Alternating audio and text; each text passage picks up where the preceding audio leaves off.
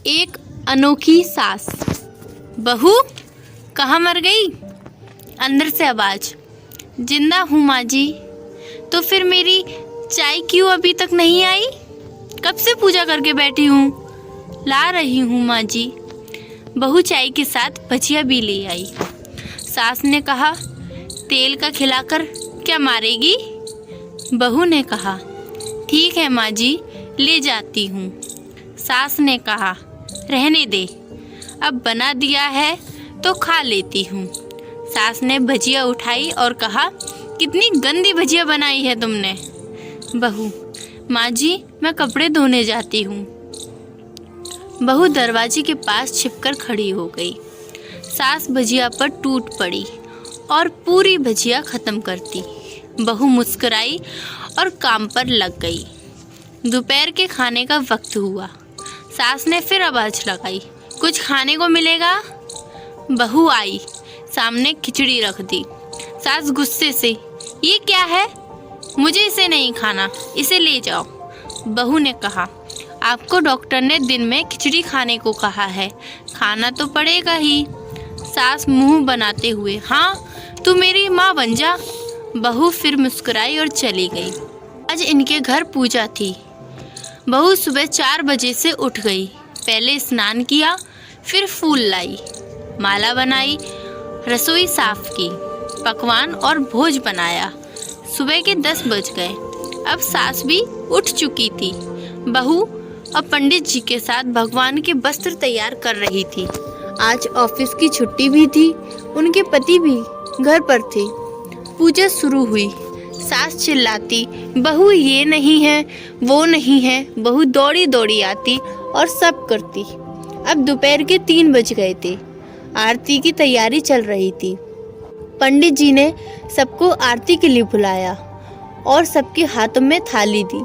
जैसे ही बहू ने थाली पकड़ी, थाली हाथों से गिर पड़ी। शायद भोज बनाते हुए बहू के हाथों में तेल लगा था, जिसे वो पोंछना भूल गई थी। सारे लोग तरह तरह की बातें करने लगे। कैसी बहू है, कुछ नहीं आता, एक काम भी ठीक से नहीं कर सकती, न जाने कैसी बहू उठा लाए, एक आरती की थाली भी संभाल नहीं सकी। उसका पति भी गुस्सा हो गया, पर सास चुप रही, कुछ नहीं कहा, बस यही बोल के छोड़ दिया, सीख रही है, सब सीख जाएगी धीरे धीरे। अब सबको खाना परोसा जाने लगा। बहू दौड़ दौड़ के खाना देती, फिर पानी लाती। करीब 70 से 80 लोग हो गए थे। इधर 2 नौकर और बहू वहाँ सारा काम बहुत ही अच्छे तरीके से करती। अब उसकी सास और कुछ आस पड़ोस के लोग खाने पर बैठे। बहू ने खाना परोसना शुरू किया। सबको खाना दे दिया गया। जैसे ही पहला निवाला सास ने खाया, तुमने नमक ठीक नहीं डाला क्या? एक काम ठीक से नहीं करती, पता नहीं मेरे बाद कैसे ये घर संभालेगी। आज पड़ोस वालों को तो जानते हो ना साहब, वो बस बहाना ढूंढते हैं नुक्स निकालने का। फिर तो सब शुरू हो गए, ऐसा खाना है, ऐसी बहू है, ये वो वगैरह वगैरह। दिन का खाना हो चुका था। अब बहू बर्तन साफ करने नौकरों के साथ लग गई। रात में जगराता का कार्यक्रम रखा गया था। बहू ने भी 1-2 गीत गाने के लिए स्टेज पर चढ़ी। सास जोर से चिल्लाई, मेरी नाक मत कटा देना, गाना नहीं आता तो मत गा, वापस आ जा। बहू मुस्कुराई और गाने लगी। सबने उसके गाने की तारीफ की, पर सास मुंह फुलाते हुए बोली, इससे अच्छा तो मैं गाती थी जवानी में, तुझे तो कुछ भी नहीं आता। बहू मुस्कुराई और चली गई। अब रात का खाना खिलाया जा रहा था। उसके पति की ऑफिस के दोस्त साइड में ही ड्रिंक करने लगे। उसका पति चिल्लाता, थोड़ा बर्फ लाओ, तो सास चिल्लाती, यहाँ दाल नहीं है। फिर चिल्लाता, कोल्ड ड्रिंक नहीं है, पापड़ ले आओ। इधर उधर आखिरी में उसके पति की शराब गिर पड़ी उसके एक दोस्त पर और बोतल टूट गई। पति गुस्से में 2 झापड़ अपनी पत्नी को लगाते हुए कहता है, जाहिल कहीं की, देखकर नहीं कर सकती, तुझे इतना भी काम नहीं आता।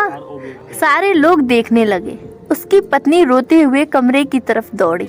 फिर उसके दोस्तों ने कहा, क्या यार, पूरा मूड खराब कर दिया, यहाँ नहीं बुलाया होता, हम कहीं और पार्टी कर लेते। कैसी अनपढ़ गवार बीवी ला रखी है तूने, उसे तो मेहमानों की इज्जत और काम करना तक नहीं आता। तुमने तो हमारी बेइज्जती कर दी। अब आस पड़ोस की औरतों को और बहाना मिल गया था। वो कहने लगी, देखो क्या कर दिया तुम्हारी बहू ने, कोई काम की नहीं है।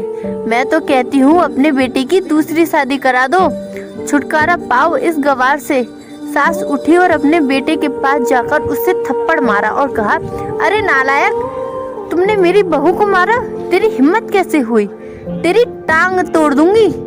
उसके बेटे के दोस्त कुछ कहने ही वाले थे कि उसकी माँ ने घूरते हुए कहा, चुप, बिल्कुल चुप, यहाँ दारू पीने आए हो जबकि पता है आज पूजा है और तुम्हें पार्टी करनी है। कैसे संस्कार दिए हैं तुम्हारे माता पिता ने, और किसने मेरी बहू को जाहिल बोला, जरा इधर आओ, चप्पल से मारूंगी अगर मेरी बहू को किसी ने एक शब्द भी कहा तो। अरे पापी, तूने उस लड़की को बस इसलिए मारा कि तेरी शराब टूट गई, पापी कहीं के।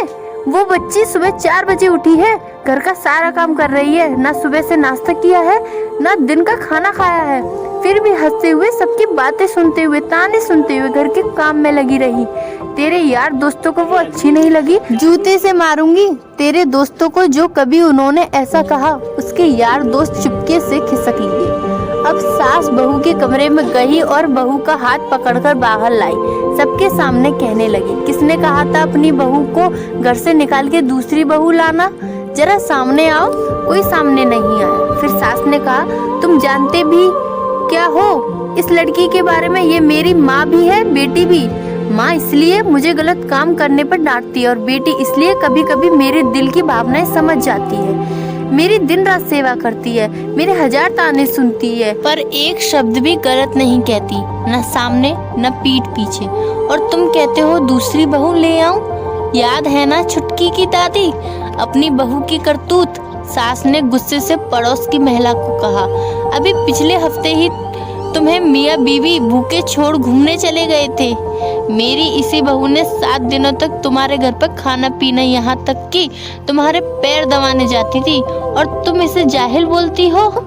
जाहिल तो तुम सब हो जो कोयले और हीरे में फर्क नहीं जानते। अगर आइंदा मेरी बहू के बारे में किसी ने एक लफ्ज भी बोला तो मुझसे बुरा कोई नहीं होगा, क्योंकि ये मेरी बहू नहीं मेरी बेटी है। बहू सिसकियां लेते हुए फिर कमरे में चली गई। सास ने एक प्लेट उठाई और भोजन परोसा, बहू के कमरे में खुद ले गई।